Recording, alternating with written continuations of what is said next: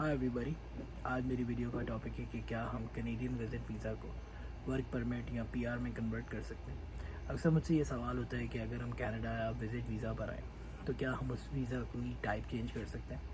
आजकल बहुत ज़्यादा रेस लगी हुई है पाकिस्तान में कनाडा आने के लिए। उसमें लोगों का ये भी एक ऑप्शन उनको बताया जाता है कि अगर आप विजिट वीज़ा लेकर आएँ तो फिर आप कनाडा आके उसको वर्क परमिट में कन्वर्ट कर सकते हैं। तो क्या वो ऑप्शन हैं, आज मैं उन्हीं बारे में बात करूँगा।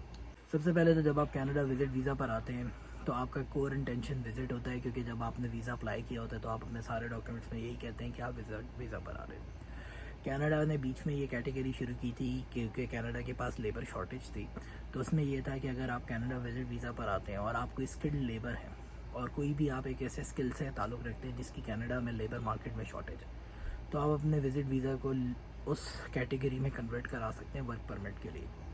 वो आप इस तरीके से वर्क परमिट में कन्वर्ट करवा सकते हैं कि लेट से आप एक प्रोफेशनल प्लम्बर हैं और आप कनाडा में सर्टिफाइड हैं, तो आप कनाडा की किसी भी जॉब मार्केट में जहाँ पर प्लम्बर की जॉब रिक्वायरमेंट है उस कंपनी में जाके आप जॉब अप्लाई कर सकते हैं और वो आपको आपके वीज़ा टाइप को चेंज करने में आपकी हेल्प करेंगे या आपको वो एक लेटर इशू कर देंगे जिसकी वजह से आपका जो विज़िट वीज़ा है वो वर्क परमिट में कन्वर्ट हो जाएगा। ये वन ऑफ दी ऑप्शन है। अब पाकिस्तान से ये सवाल आते हैं कि मेरा जो प्रोफेशन है वो डेंटिस्ट है या मेरा जो प्रोफेशन है वो नर्स है या मैं एमबीबीएस डॉक्टर हूँ, तो क्या मैं अपने विजिट वीज़ा को कन्वर्ट कर सकता हूँ? तो उसका आंसर है कि नहीं, आप नहीं कर सकते।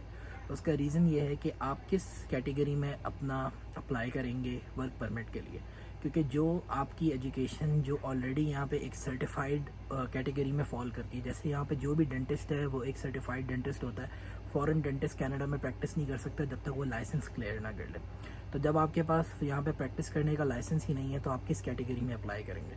ये कैटेगरी सिर्फ अप्लाई होती है उन विजिटर्स के लिए जो कि एग्रीकल्चर से रिलेटेड है, आईटी सेक्टर से रिलेटेड है, या वो किसी भी एक ऐसे प्रोफेशन से रिलेटेड हैं जिसकी लेबर शॉर्टेज है कनाडा के अंदर। तो बहुत दफ़ा लोगों का ये सवाल होता है कि अगर हम आएँ आके वर्क परमिट अप्लाई कर लें, आप बिल्कुल वर्क परमिट यहाँ पे ले सकते हैं। उसकी कॉस्ट 20 से 25,000 डॉलर तक वेरी करती है, क्योंकि जो भी कंपनी, जिस भी एम्प्लॉयर के पास यहाँ पर कंपनी है, अगर वो आपको वर्क परमिट यहाँ पर इशू करेगा तो वो आपसे कम 20 से 25,000 डॉलर चार्ज करेगा। 20 से 25,000 डॉलर देने के बाद जब आप वर्क परमिट लेते हैं तो वो वर्क परमिट आपका 3 साल के लिए वैलिड होता है। उस वर्क परमिट में जिस कंपनी से आपने वर्क परमिट लिया है, आप सिर्फ उसी कंपनी के थ्रू काम कर सकते हैं, क्योंकि वो कंपनी आपकी लायबल है किसी भी एम्प्लॉयमेंट के लिए। तो वो ओपन वर्क परमिट नहीं होता, वो वर्क परमिट होता है सिर्फ उसी कंपनी का। तो अक्सर पाकिस्तानियों का ये सवाल होता है कि अगर हम LMIA के थ्रू किसी से वर्क परमिट ले लें तो हम यहाँ पर आप क्या कर सकते हैं? तो आप यहाँ पर कुछ नहीं कर सकते। जिस भी कंपनी से आपने वो वर्क परमिट लिया, आप उसी कंपनी के लिए काम करेंगे।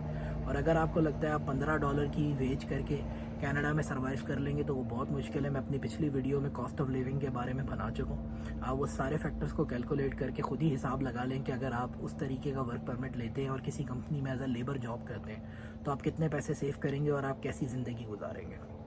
तो मेरे एक्सपीरियंस के हिसाब से मैं हर किसी को ये रेकमेंड करता हूँ कि अगर आप कनाडा आना चाहते हैं तो आप एक्सप्रेस एंट्री के थ्रू आएँ। जब आप परमानेंट रेजिडेंट होते हैं तो आपके पास ऑप्शन ज़्यादा होते हैं, आपके पास कहीं भी काम करने की इजाज़त होती है, उसमें आप अपने ऑप्शंस एक्सप्लोर कर सकते हैं। तो अगर आपकी ये थिंकिंग है कि हम कनाडा का विजिट वीज़ा लेकर आएंगे और उसको यहाँ पर आके कन्वर्ट करा लेंगे, तो ऐसा कुछ भी नहीं है। यहाँ पर जॉब मार्केट में बहुत सैचुरेशन है।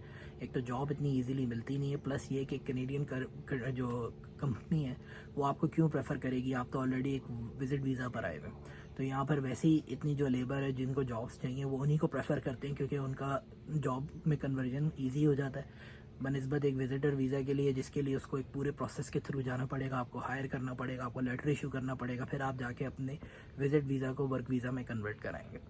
तो मेरी यही रिकमेंडेशन होती है कि अगर आप कनाडा आ रहे हैं तो ज़रूर एज ए इमिग्रेंट आएँ, या वर्क वीज़ा पर आएँ, या विज़िट वीज़ा पर आएँ, ये विज़िट स्टूडेंट वीज़ा पर आएँ। ये विज़िट वीज़ा को वर्क परमिट में जो लोग कन्वर्ट कराने का ख्वाब देखते हैं, इसका रियलिटी से कोई ताल्लुक़ नहीं है। Thank you.